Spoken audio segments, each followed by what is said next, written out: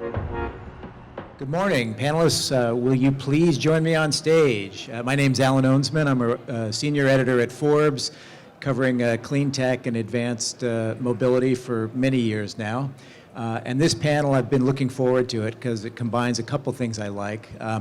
Electric powertrains for big trucks and the ports, which are just it's an amazing place. You feel like a kid when you're down there. The scale, the size of things is terrific, and it's the heart of the economy, so it's such a big thing. Can we begin with our introductions now? Renee, would you like to start? Good morning. I'm Renee Moilanen. I'm the Director of Environmental Planning for the Port of Long Beach. Good morning. My name is Wang, Assistant Deputy Executive Officer for South Coast Air Quality Management District Technology Advancement Office. Good morning. My name is Kome Ajise. I'm the Executive Director at SCAG. Hello, Matt Schrap. I'm the Chief Executive Officer of the Harbor Trucking Association. Great. So this is a really excellent panel because we have a broad spectrum here. We have the ports, we have those who are concerned about trucking issues specifically, and then government officials and regulators, and everything about what's happening with the electrification at the ports involves all of these elements. Renee, I'd like to kick off with you, or actually before we do that, I'd like to open this up to the panel because what California's been pushing for in terms of cleaner transportation at the ports, zero emission trucking and equipment there, has been ground zero in the nation. California's been pushing really hard for this. Obviously, in light of the election results last week, federal support is going to be somewhat different, I guess, in the coming year. I wonder if each of you can kind of think a little bit about near-term impacts you would anticipate based on what you're doing right now. Renee, could you kick us off? Sure. So the change in the federal administration is definitely going to have an impact on the environmental initiatives. May can probably speak more on the regulatory side, what those impacts might be. The Port of Long Beach, along with the Port of Los Angeles, even before some of the state regulations pushing for drayage trucks to go to zero emissions, had voluntarily adopted a goal of 100% zero emissions drayage trucks by 2035. We still believe in that goal, and we still feel that we have an obligation to our near port communities to make sure that we're doing everything that we can to reduce the impacts of industrial operations on those residents. So I don't see the ports wavering from our goal of getting to zero emissions drayage. And we have taken some steps to create our own sources of revenue. The two ports have adopted a Clean Trucks Fund rate, a container charge that goes into incentives to defray the costs of zero emission trucks and also charging and fueling infrastructure. That is independent of what might happen at the federal government. Obviously, we need substantial support to get to a zero emissions trucking fleet, and we've been very fortunate to get federal grants and state grants that have helped with that. Those federal grants are probably going to go away, so we've got some challenges there. But from the port perspective, we still have this goal of getting to zero emissions. We are still committed to that goal. We will need to work very hard with our regulatory, our trucking partners, our planning partners to make sure that we can achieve that. So as South Coast Air Quality Management District, we have responsibility for 17 million people in our basin.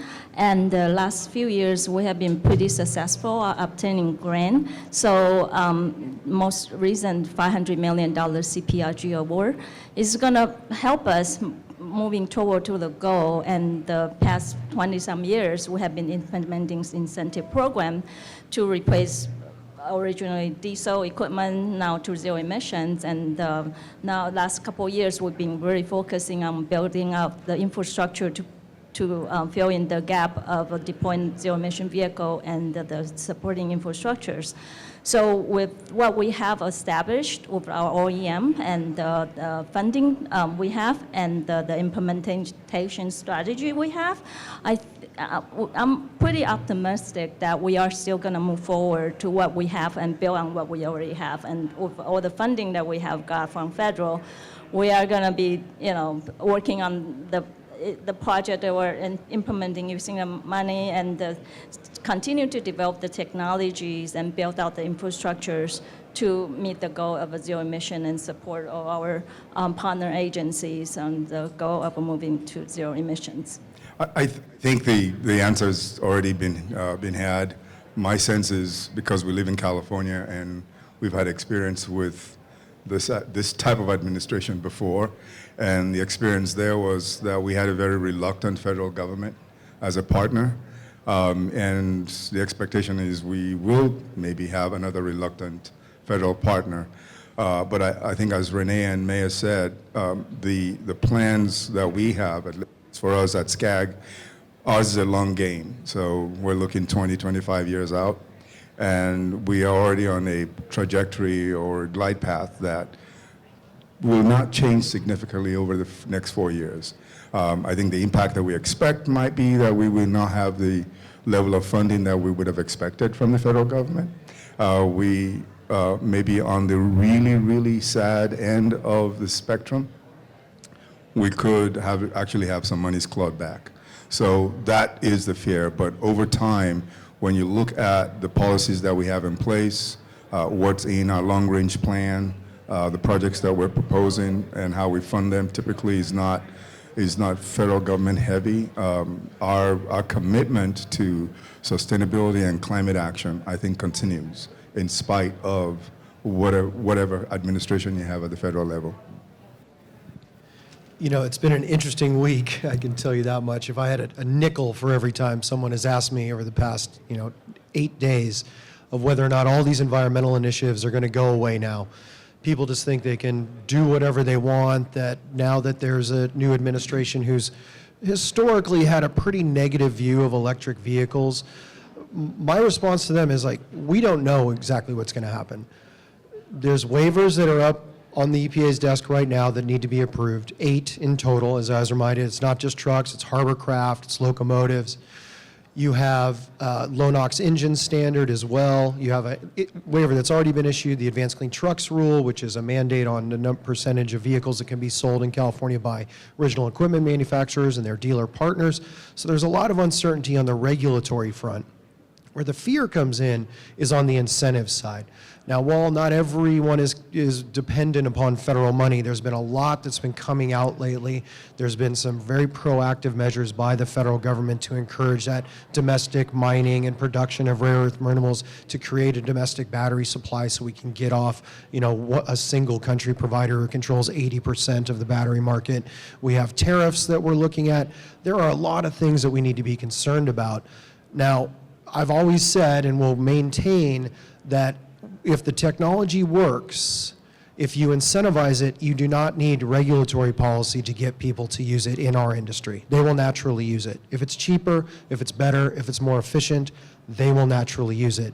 The problem is that high cost of capital necessary to get into the equipment. And that's where leadership through South Coast, through the ports of LA and Long Beach, utilizing their ability, their convening power, as well as their potential opportunities for putting fees on containers to create programs that are continually going to accelerate and stay on that trajectory that Kome is talking about. May you live in interesting times, right? You can't really equate it any better than that at this point, but I think there's too much uncertainty to really say 100% which way we're going, especially because we have one of the largest electric vehicle advocates who's now within the cabinet under the Trump administration about government efficiency, whatever that means. It's an oxymoron, no offense, but I think there's a lot of uncertainty ahead of us, Alan, to be honest. On that topic, Matt, thinking about the trucks themselves, just to throw a few numbers out, a conventional diesel truck, for example, brand new, you're talking about a couple $100,000, like 150 to 200, give or take. A battery electric truck with up to 200 or 300 miles of range is going to be at a minimum double that, presumably. And then there are hydrogen fuel cell trucks operating at the port today. It's going to be about triple, I guess. Is that ballpark? Depends on the OEM and how much battery you're trying to achieve, but generally, yes, that is, and we forgot about the used truck market too, where you can get a used diesel for $60,000, $70,000. And we have to keep in mind that, since 2005 especially, we've seen tremendous emissions reductions from the port sector. Diesel particulate matter alone since 2005 has dropped by 98%. Oxides of nitrogen, the precursor to smog, is down over 80%. Carbon emissions have gone down well over 50%. So there's been progress that's been made with conventional internal combustion engines, not only diesel, clean diesel, but also renewable natural gas. At one point in time, the state was on a pathway to utilize renewable natural gas as a transportation fuel, and that just flipped overnight, basically, to only zero emissions. That they don't envision renewable fuels being the linchpin that's going to hold together our emissions reduction strategies. So when we talk about cost, our rule of thumb for battery electric vehicles, about $500,000. You start putting batteries, more larger battery packs, not only does the truck get heavier, which means you can haul less, which just equates to more trucks on the road. But you start getting into the hydrogen aspect. We had a quote from one of our members that got us $964,000 for one truck. Right now, there's really only one manufacturer that produces hydrogen vehicles. They're cost equivalent to battery electric, but this manufacturer is taking a loss on every single vehicle they sell. They've been taking a loss in the last 7 quarters. We've seen their stock tumble. But we have fleets that love using the technology. But the only way they were able to get into it is with the incentives up front. And it's the chicken and egg thing. It's like, well, why am I going to go buy a vehicle where I have nowhere to fuel it? We've always been very vocal about this. And I have to say that South Coast, that Port of Long Beach, that the governments within SCAG have been very proactive of trying to get money to deploy infrastructure to kind of remove those impediments for fleets. But it still costs a lot. The TCO does not work without incentives because we're talking about a truck that costs potentially 5 times as much when you're thinking about the used secondary market. So lots of cost challenges, indeed. And Renee, let's talk a little bit about progress so far in this space. Long Beach, you're one of the biggest ports in the country. Currently today, ballpark, how many electric or hydrogen trucks do you have operating in Long Beach? We have about 400 zero-emission trucks in our fleet, about 23,000 trucks total in the fleet, maybe 16, 17,000 active. I'm looking at some of my colleagues who are in the audience who know the numbers better than I do. But so 400, not a big proportion of the fleet, but we have seen very steady growth in that number just over the last couple of years. We've seen really significant additions to the fleets, and we know that many of our fleets have big investments that are coming, drawing on some work with South Coast AQMD and grants and different incentives that have been put out there. So we're still in the very much the early adoption phase. But I think what we've seen is that there is an appetite for fleets to take on these zero-emission trucks. We're all making big investments in the infrastructure, which has been a challenge. Once more charging depots come online, I think that's going to open it up even more. So, yeah, 400 out of 23,000, as you say. I mean, that's a significant number, but it's still a small percentage overall. Electric vehicles of all sorts, I mean, the limiting factor for everyone is charging infrastructure. It's tough enough for consumers with light-duty vehicles that are relatively easy to charge. Today, at Long Beach, for example, how many battery-powered trucks can charge simultaneously at the port today? That's a great question, but let me sort of clarify. The charging issue for the zero-emission trucks that serve the Port of Long Beach and Port of Los Angeles is much more than a port issue. Right. It is a regional issue. I don't know off the top of my head. Leela, do you know off the top of your head how many charging units we? Yeah, 42 today, but we have permits and we have development that's going in just within our harbor district. That's going to put us, somewhere north of 150 units over the next couple of years.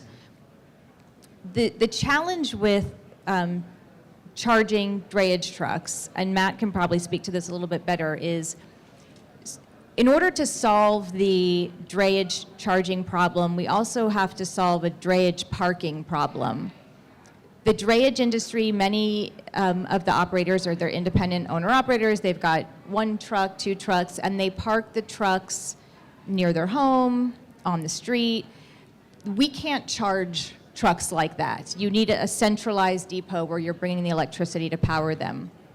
So part of this is really changing the model for how independent owner-operators in the drayage market operate their trucks. You know, we're going to have to, with the exception of fuel cell trucks, who will sort of charge in more of the retail gas station type of approach, when it comes to the electric trucks, we need to provide parking for these trucks before we can even think about charging them.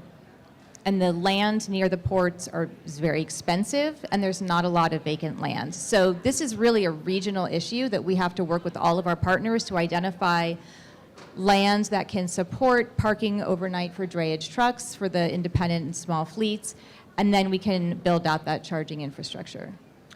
And May, on the, on your end, what is being done to sort of support that piece of it, the infrastructure piece?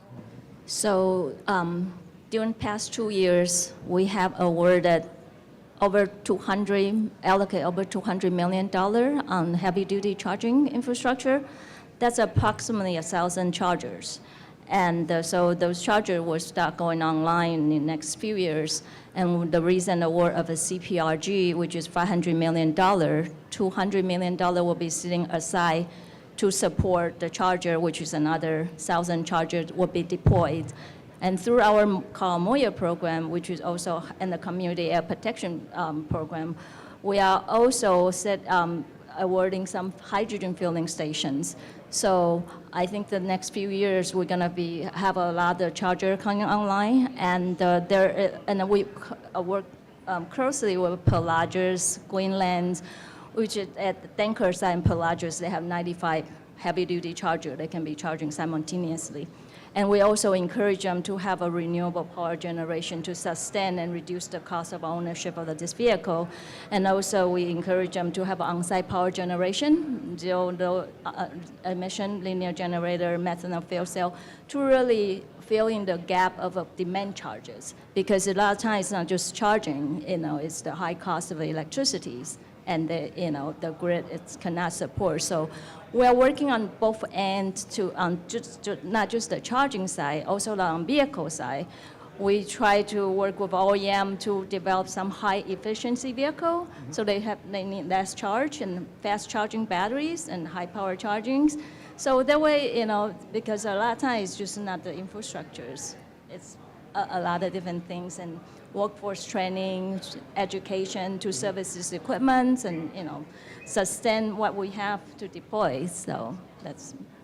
And Kome, I wonder, the obvious thing is, in addition to substantial investment in infrastructure, May referenced this, but power is a huge issue. And that is, it's a national concern. We're running up against the limits of the grid right now. If we are to add more, especially electrified drayage vehicles at the ports, where is the power coming from to do that? I don't know. Just to connect the dots, because I think this is we're getting to a very interesting conversation. You started questioning about what's the outlook with the changing administration, and it could be sad, it could be normal. We're not as delighted, right? But the point is that we would continue to chug along this path of trying to decarbonize the transportation system, not just trucks, but across the plane, and that implicates power, grid, and the source of electricity. We just did a partnership with Edison, and it was presented at the League of Cities a couple of weeks ago, and it shows that there is this thing called grid capacity that we are approaching. Some would argue maybe it's overblown because of the utilities want to make the case for investment in the grid, which is true. But the reality is there is a finite grid capacity. And the potential is that I think the estimates are we may have to double grid capacity to do the things that we want to do. Now, that's over time. That's not like tomorrow. I just want to give you a sense of the magnitude of what we're dealing with here. So we do transportation analysis for the entire region, and we study a lot about truck movements, and there's a lot of trucks. This is the densest truck fleet that you would have anywhere in the country, I imagine. Now, 80% of the trucks that move through the Southern California region actually stay in Southern California. So if you can imagine all the trucks you see on the 710, and you think there's a lot of trucks, most of those trucks rotate around here. They're part of the drayage that we're talking about. And that's a lot of capacity that you're trying to feed. We embarked with AQMD, with the MSRC program, on the last mile freight program.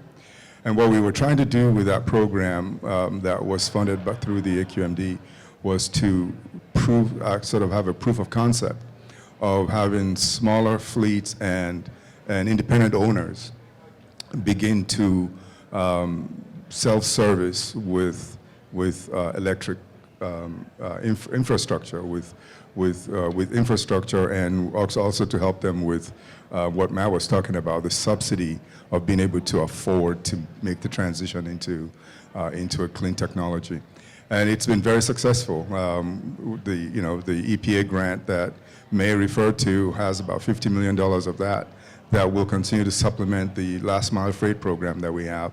Again, the idea is to try and show that this can be done independently across the region. So it's not just at the ports, like Renee was talking about. It's got to be region-wide. And the idea of microgrids have come into place. I think the ports have tried to develop those where you just know that there's not a whole lot of capacity on the grid. If you want to do something, you may have to establish some microgrids around different parts of the region to be able to catch up.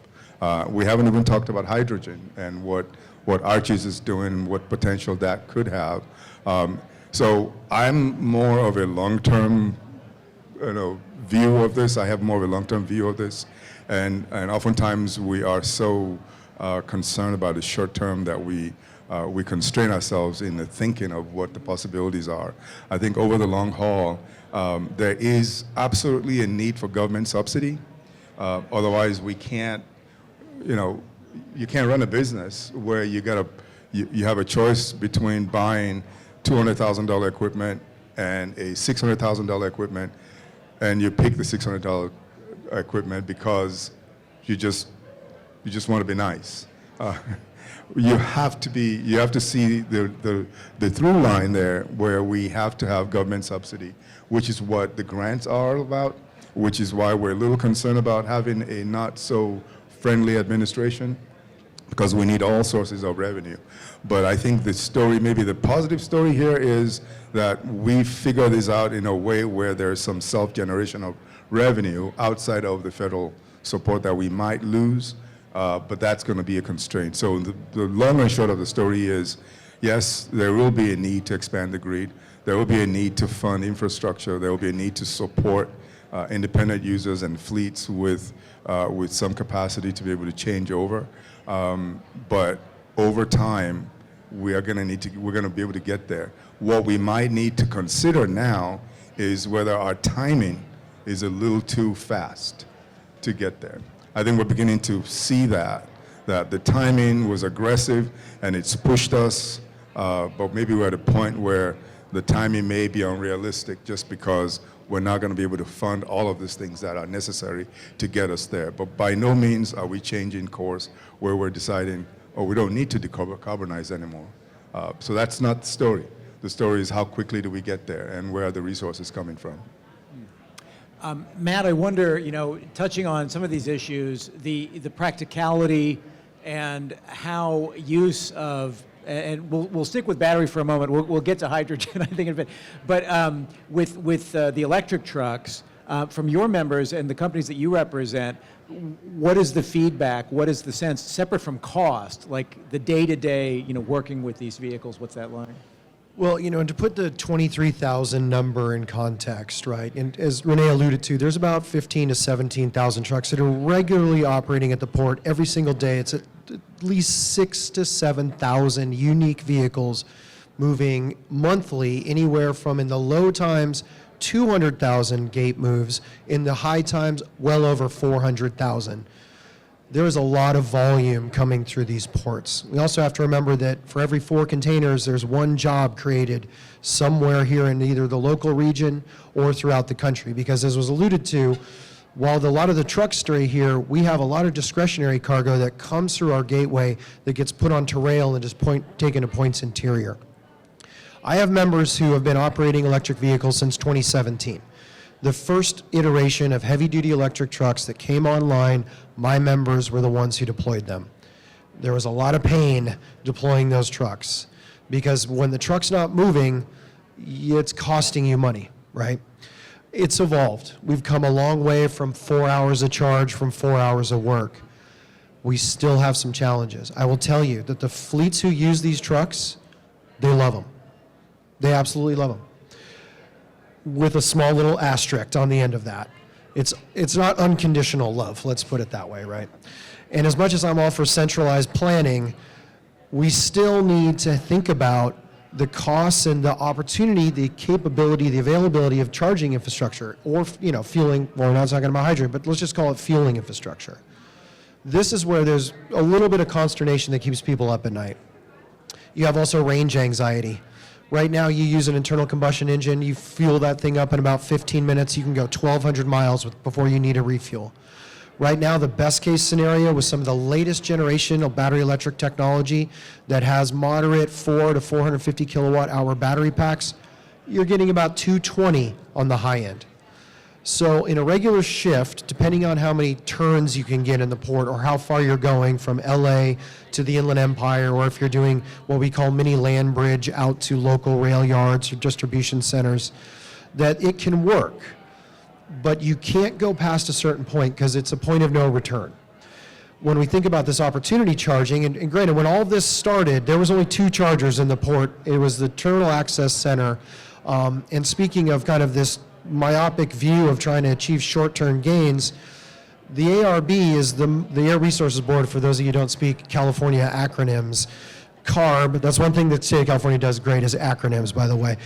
CARB was very short-sighted, and despite the fact that they were threatened with lawsuits, which on the Advanced Clean Fleets rule, there's at least 5 right now, instead of writing a rule and working with the industry to develop something that was sustainable policy, they threw whatever against the wall that they possibly could for short-term political expediency and not paying attention to the realities of these things.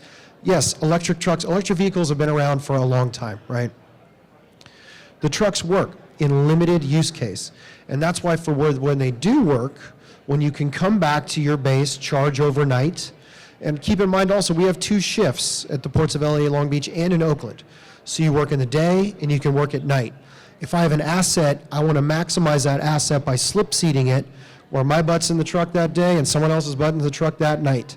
So I'm in between shifts from basically 5 p.m. to 6 p.m., which is, peak charging time. The highest demand in California is at that time. So you have to plan around it, which typically leads to having additional vehicles that are just charged and ready to go. So now we're coming down to, well, I need more than 1 truck to do the same job that this previous 1 truck did. Now we're getting back to the cost. The technology isn't the problem, right? That's not the issue. It's where you fuel it, how far it's going to go, how much it can weigh out, and, of course, how much is it going to cost? Who's going to pay for it? That's the other thing. We hear a lot about ESG and sustainability from these major shipping groups. When you press them on the fact that the TCO on a battery electric vehicle is non-existent without grants. Even with grants, there's a lot of upfront investment that's involved in it. And when you go to shippers to try to get them to step up, because we're all supposed to be in this together, right? This is a global climate crisis. It's not just California. When you go to them and you're like, look, I'd love to haul your stuff. I got an electric truck. I need $15 more. I'm just making up a number. They're like, how about no? How about, can you do the same work at the same rate? And in fact, can you go lower than the rate that you were paying for diesel previous? So it's unsustainable. Who's going to pay for it? We can't just have the taxpayers completely subsidize everything. Although, granted, it's nice when a 90% grant comes out on a truck that costs $500,000. You're getting close to diesel parity there, but that's not sustainable either. We need to have skin in the game with battery chemistry evolving, whether it's using space metals like tetratanite or solid state batteries or iron sulfides, whatever we're using, it has to get better. And with the beautiful tariffs that are going to be coming soon here, we just saw our 25% on battery electric batteries for EVs that went into effect September 27th. Trump is talking about 100%. You might see a lot, we talk about microgrids, you need battery storage if you're going to have a microgrid. 2026 is when the tariffs kick in on those, which is why you're seeing a tremendous amount of volume coming over for battery storage technology. This stuff is insanely expensive. And it's just going to get more expensive with tariffs, more expensive with domestic production, because last time I checked, the United States is one of the only countries that has labor and environmental protections, as opposed to where we're importing all this stuff from. So this stuff costs money. So, again, it's not even about the technology. The truck itself is the least of the problems. It's all this other stuff that's attached to it, Ellen. I wonder, on this great challenge with both finding the energy infrastructure, aside from breakthroughs that give us dramatically cheaper batteries, are there options, that should be pursued that might be helpful, especially at places like the ports, like inductive charging for heavy-duty vehicles, or even battery swap? I mean, China's sort of mastered that, at least for transit vehicles. I don't know in China if they're doing battery swap for commercial trucks, but would options like that work better at places like, applications like drayage trucking and at the ports?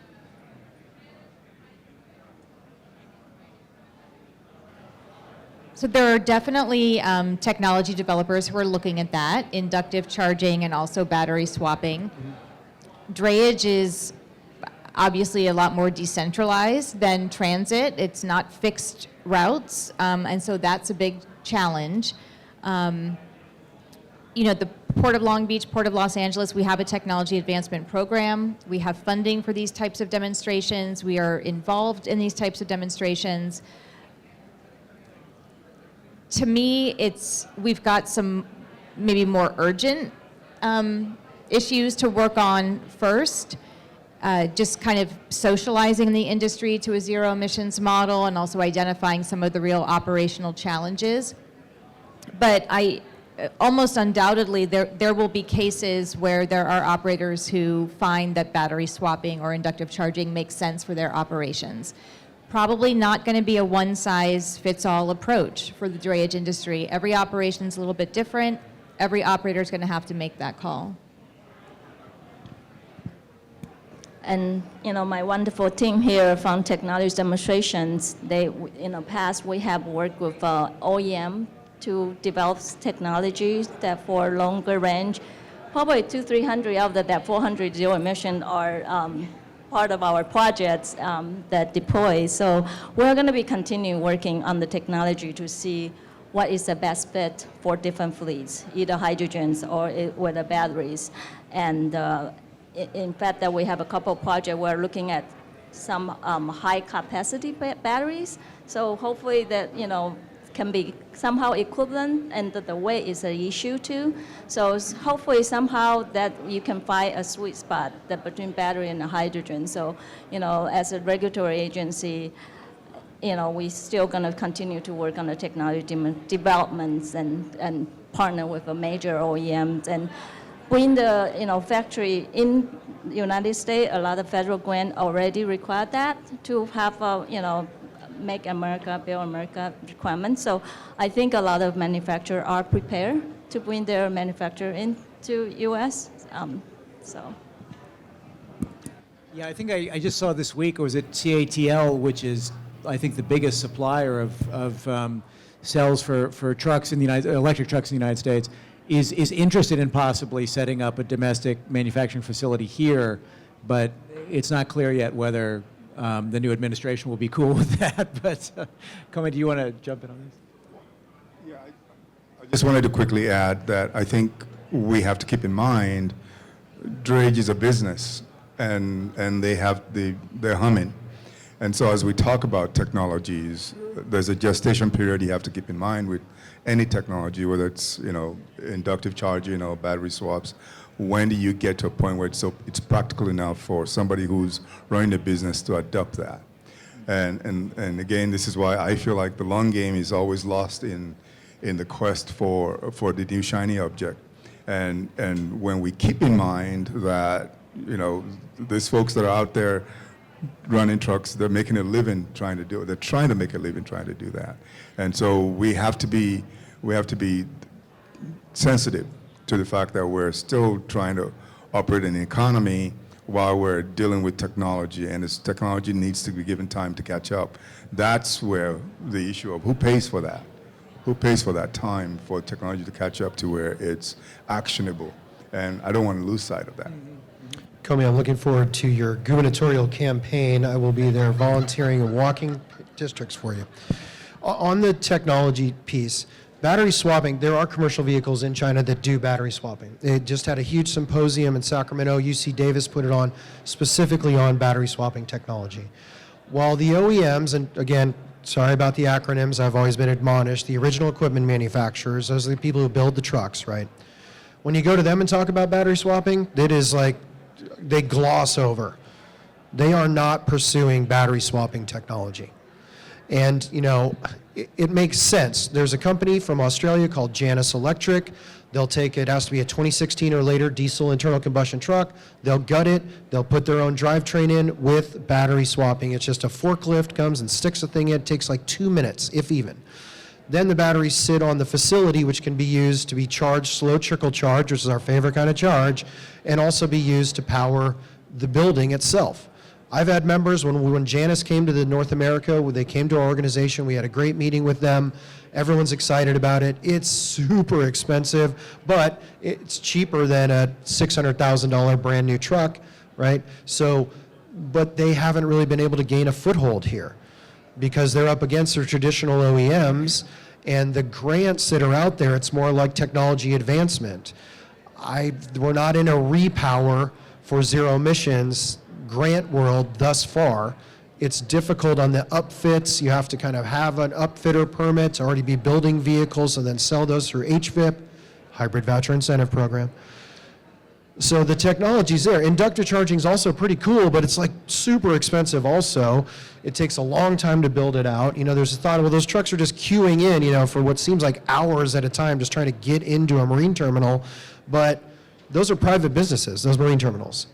They're making investments in their facilities to increase throughput and efficiency because their job is moving containers, not charging trucks on their way in.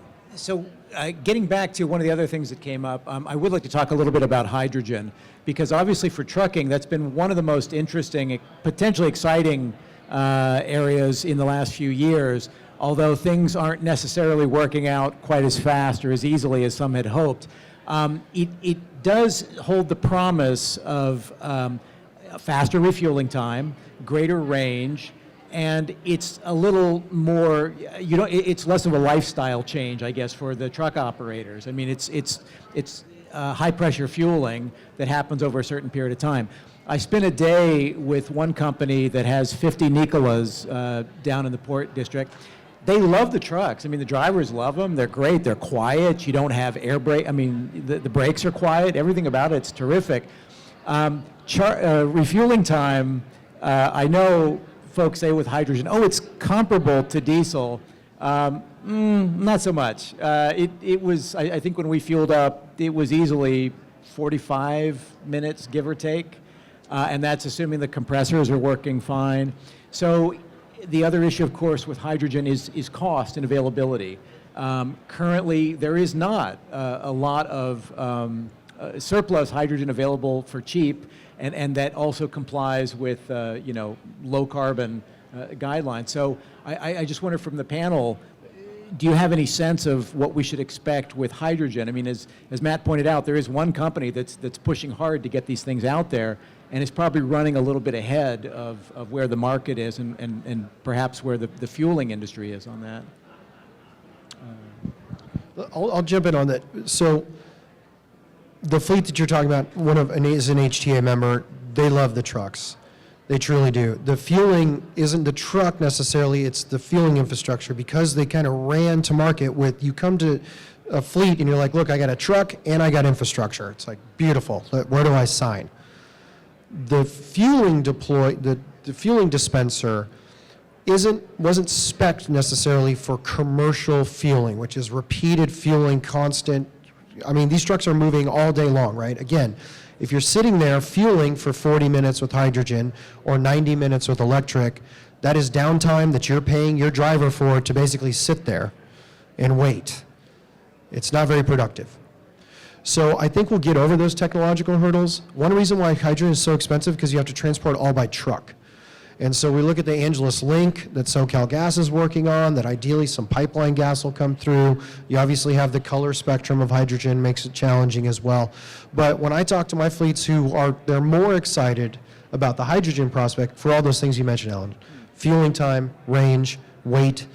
There's still battery electric motors. You know, one thing that's come up lately is tires are being eaten up a lot quicker because of the torque from the battery electric vehicles. Ironically enough, that's what killed the 710 expansion project, was brake dust and tire wear. So, you know, we're in a world of trade-offs, to say the least, but hoping it gets more efficient and cheaper. I think the added issue with hydrogen is it depends on the grid as well. You're going to need a lot of electricity to make the hydrogen at some point. And we're also seeing an issue of manufacturers not being available. So we're still in that market of trying to build critical mass. And so I think over time, like Matt just suggested, over time we might solve some of these issues, bring down the cost of hydrogen. Hydrogen has a potential for the range that we might be worried about on the battery electric side. So we have to keep all these technologies up in the works. We've seen on the transit side where hydrogen has come into play, and we have a transit agency that actually makes their own hydrogen, because it was the play they had. They're isolated, remote, and they couldn't wait for trucking of hydrogen in for their fleet to go out, and their routes are longer. So hydrogen made a lot of sense for them. So they're running both hydrogen and battery electric. So I think the idea here is there is a need for patience for all these things to gestate and come to a point where the critical mass is had and it can be market, because we're still operating under a lot of subsidies here. So the hydrogen, currently, you know, not just the hydrogen production, I'm hoping that through Ajise, there's an increasing on the green hydrogen productions, and through the partnership with, oil company, Shell, Chevron, which they are transition their, diesel stations to fuel hydrogens. So there are a couple of hydrogen stations that they are planning to establish, and also the dispensing technologies, whether liquid hydrogen or gaseous hydrogens. You know, there's so many things we can do, and it's kind of good time right now to looking at the dispensing technology where we're developing our hydrogen trucks. So. If we've got a few minutes, I guess we might want to take some questions from the audience here. This young man seems to have one. Alexa, do you want to? He's been taking a lot of notes. So. The regulations for drayage trucks are very aggressive, but we talked about power issues, charging issues, even parking issues. So, Renee, I'm interested in what are the risks that the aggressive regulations can't match the lack of infrastructure, thus gumming up the supply chain and really damaging the economy? So first, there is a little bit of uncertainty now about the California regulations because the drayage rule requires an EPA waiver, which may or may not happen. California, from a regulatory perspective, has always adopted regulations with very aggressive timelines, even before the technologies and the infrastructure and all the problems were solved. That's sort of the approach in California. We're on the leading edge, that the regulations will drive the innovation. And the port industry is very used to operating under these kinds of conditions. We've had a number of regulations on the vessel side, on the truck side, cargo handling equipment, where regulations were adopted even before certain engine types were certified. CARB also, I would say, does a good job of listening and recognizes when there need to be advisories issued to extend timelines, to make some modifications. I think from the panel you've hopefully gotten the sense that we're all pretty optimistic about getting to zero emissions. The question is when. We can do anything with enough time and money. Are we going to get there by 2035? There's a lot of hurdles to overcome. But I think the incremental progress and kind of addressing some of these issues as they come up is what the state is going to be looking at, and seeing that level of effort. So I can't speak for CARB, what they might do, but the regulation in a sense has been helpful to really driving things forward, and now we're all in problem-solving mode. And just to chime, I don't share quite the optimism that Renee does about the Air Resources Board. I would contend that they don't really listen. They listen to the people who they think they need to be listening to, which does not involve industry. And the regulations up until now have been about cleaner internal combustion, which was technology that you could go for our industry and go buy at a dealership used on the secondary market. There's no secondary market for zero emission trucks at this point in time. So you have this conundrum where most fleets, drayage back in the day before the Clean Air Action Plan, drayage is where trucks went to die, right? They came off the line, they're 25 years old, they're held together by baling wire and duct tape. We've seen a massive shift in that, where you have brand new trucks being deployed, even internal combustions, into drayage service. It's expensive. We're in a global marketplace. We're competing with ports around the country for the same slice of cargo. We consume a lot of the stuff here regionally, but a lot of that discretionary cargo, freight is like water. It's going to find the path of least resistance, and finding the path away from LA Long Beach has unintended consequences potentially for our economy and jobs. And those drayage operators that Kome is talking about, this is their business, their livelihood. This is how they sent their kids to college. This is how they bought their first home. These are entrepreneurs that have been assaulted by the state of California from every single angle that you could possibly imagine.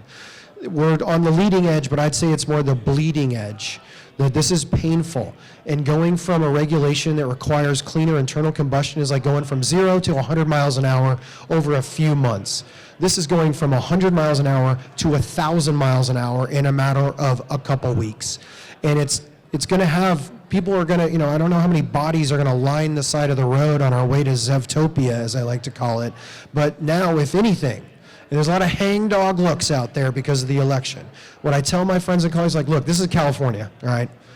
We're going to do things what we need to do here, whether it's indirect source rules, ISRs, right? I didn't use the acronym that time. Check it out, look it up. These type of things, as well as local port restrictions, incentives that encourage people to get into technology. We'll get there. We don't need the state of California meddling around anymore. They've done enough damage, frankly. And if anything, this new administration hopefully will put a pause on the regulatory side and really start looking at how to more incentivize this to get this equipment out there, to populate a secondary market while the infrastructure evolves. And, Bob's your uncle. So we're looking forward to it. I want to suggest that folks should keep in mind that the discussion today is about a key part of our economy. In fact, a really significant key part of our economy. In Southern California, we pride ourselves in being the largest regional economy in the country and probably in parts of the world. And a substantial element of that is the supply chain. And so the way we are regulating it, I think, is interesting. And like Matt said, these are businesses. And we have to be very smart about what kind of pressures you put on them, because you don't want to kill the goose that laid the golden egg. Our port system is probably the cleanest you will find in the planet. And we don't talk enough about that because it's almost like, what have you done for me lately? Given all of what has transpired over the last 10, 15 years in what the ports have done, we're asking for more. So the question then is really how quickly can we get there, and how much do we want to invest to get there? There's no question, like Renee said, we're optimistic about getting to zero. The charge is to get to zero because we know it's good for our communities. It's good for all of our communities. However, we might need to begin to think about what exactly we need to do to get there and how do we fund that, and that's the question. Well, I want to thank the panel. It's been a great discussion, and thank you for your attention, and enjoy the rest of CoMotion.